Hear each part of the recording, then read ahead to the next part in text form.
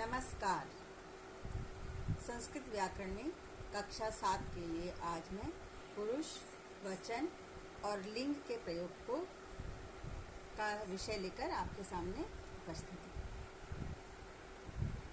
संस्कृत व्याकरण में 3 पुरुष जो हमारे कर्ता की ओर इंगित करते हैं, 3 ही लिंग जो हमारी जाति संकेतों को चिन्हित करते हैं और 3 ही वचन जो हमारी संख्या से संबंधित विषय को स्पष्ट करते हैं होते हैं।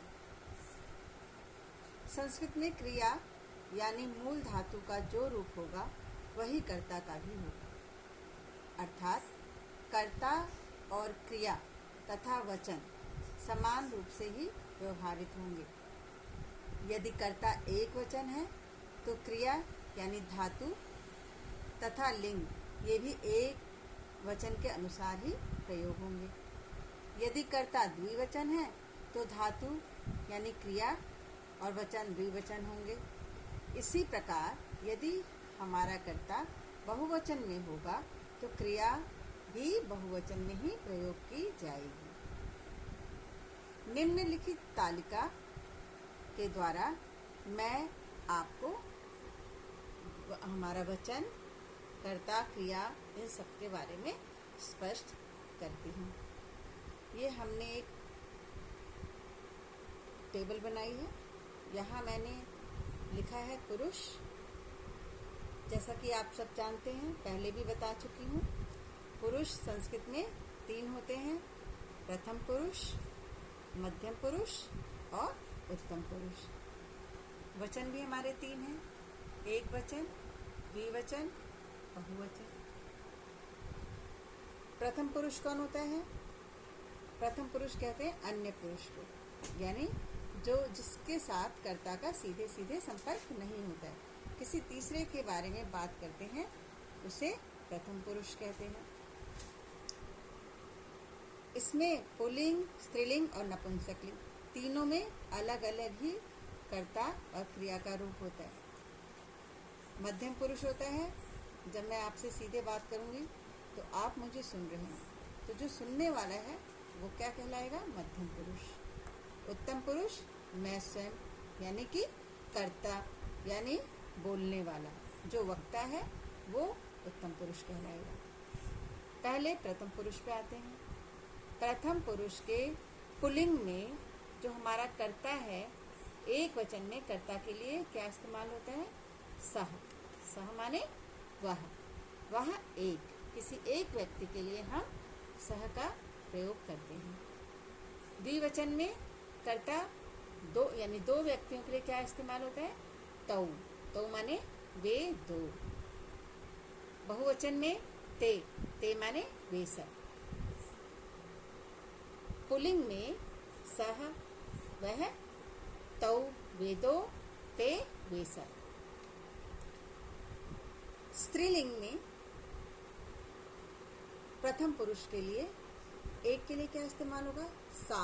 सा माने वह एक, ये आपका स्त्रीलिंग है। पुल्लिंग में सह, स्त्रीलिंग में एक के लिए क्या आ गया? सा। द्विवचन में ते माने वे 2 और बहुवचन में ये ताह हो जाएगा। ताह माने वे सब। पुल्लिंग में ते और स्त्रीलिंग में ताह। नपुंसक लिंग में वह के लिए तम माने वह एक, ते वे 2, तान वे सब। नपुंसक लिंग में पुल्लिंग का जो सह है और स्त्रीलिंग का जो सा है वह नपुंसक लिंग में तम लिखा जाएगा। पुल्लिंग में जो तौ है, स्त्रीलिंग में वो ते है और नपुंसक लिंग में भी वो ते ही लिखा जाएगा।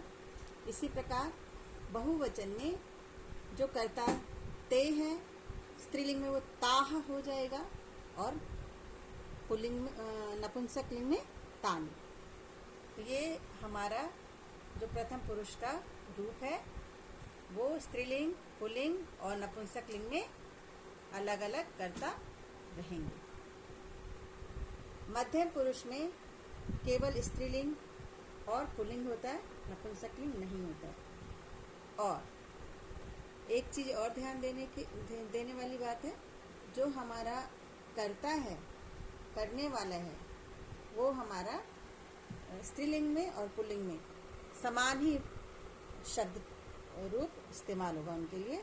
जैसे मध्यम पुरुष पुल्लिंग में त्वम तुम एक, स्त्रीलिंग में त्वम तुम एक, यानी कि जो हमारा ये कर्ता है वो स्त्रीलिंग और पुल्लिंग दोनों में समान रहेगा, बदलेगा नहीं। इसी प्रकार बहुवचन में युवाम तुम दो, स्त्रीलिंग में भी युवाम तुम दो, दोनों स्त्रीलिंग और पुल्लिंग में समान रहेगा। बहुवचन में यूयम तुम सब और स्त्रीलिंग में भी युवम तुम सब ही लिखा जाएगा। अब आते हैं उत्तम पुरुष। उत्तम पुरुष में भी जो हमारा कर्ता है वो स्त्रीलिंग और पुल्लिंग दोनों में समान ही शब्द का प्रयोग किया जाएगा। जैसे पुल्लिंग में एक के लिए यानी मैं, अहम, स्त्रीलिंग पुल्लिंग में भी अहम मैं के लिए इस्तेमाल होगा और स्त्रीलिंग में भी अहम मैं के लिए इस्तेमाल होगा। इसी प्रकार हम दो के लिए आवाम, पुल्लिंग में भी हम दो आवाम और हम दो स्त्रीलिंग में भी आवाम, हम दोनों के लिए आवाम शब्द का ही प्रयोग किया जाएगा। इसी भांति बहुवचन में भी वयम हम सब, वयम हम सब, पुल्लिंग और स्त्रीलिंग में ये शब्द समान प्रयोग किए जाएंगे।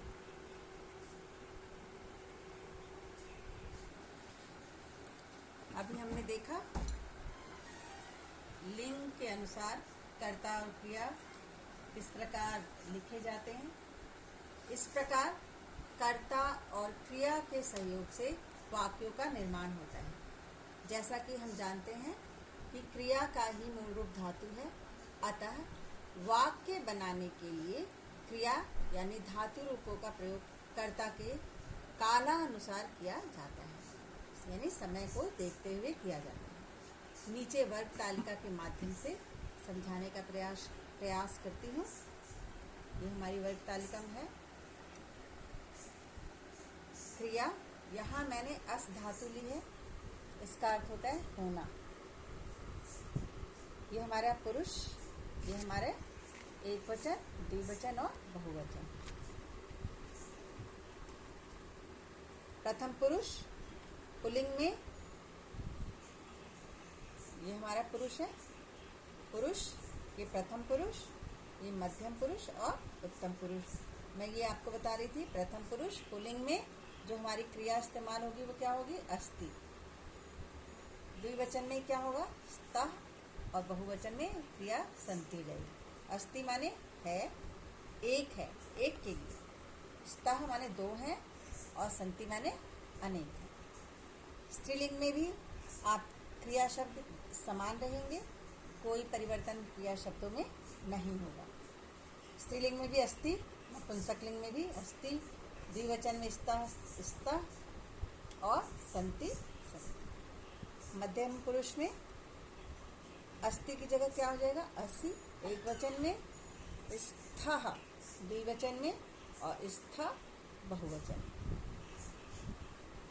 उत्तम पुरुष में अस्मि, हूँ, यानी एक वचन में, स्वः दो हैं, हम दो हैं, अस्मा हम सब हैं।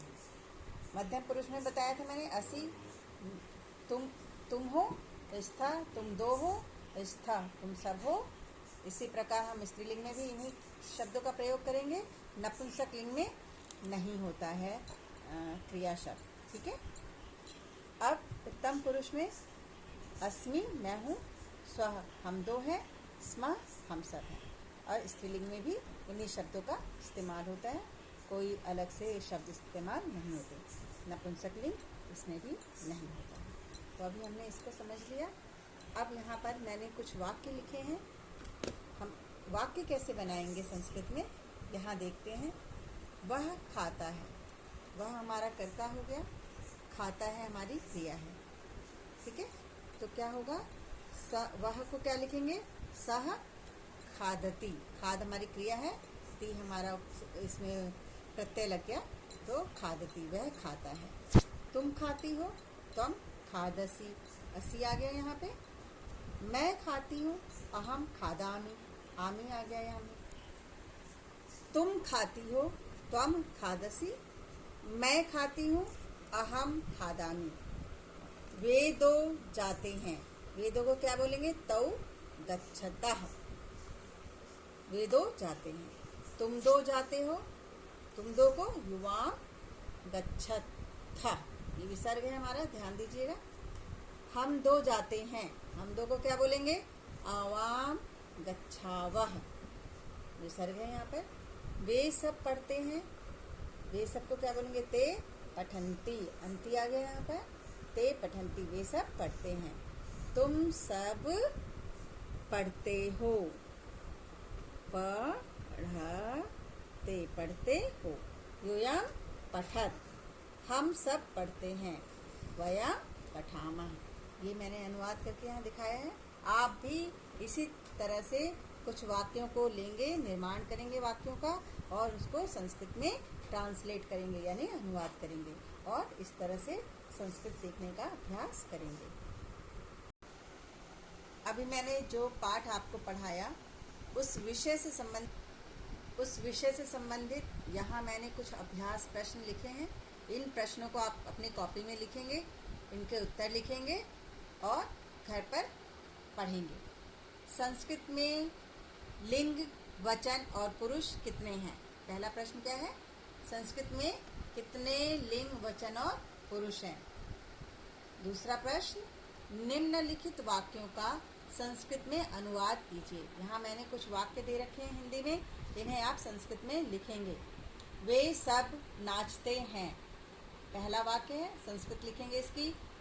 हम सब खाते हैं, हम सब खाते हैं को संस्कृत में वाक्य के रूप में लिखेंगे। तीसरा है, तुम सब गाते हो, संस्कृत बनाएंगे इसकी भी। वह पढ़ता है, वह पढ़ता है, संस्कृत लिखेंगे। राधा विद्यालय जाती है। अगला है, तुम दोनों नाचते हो।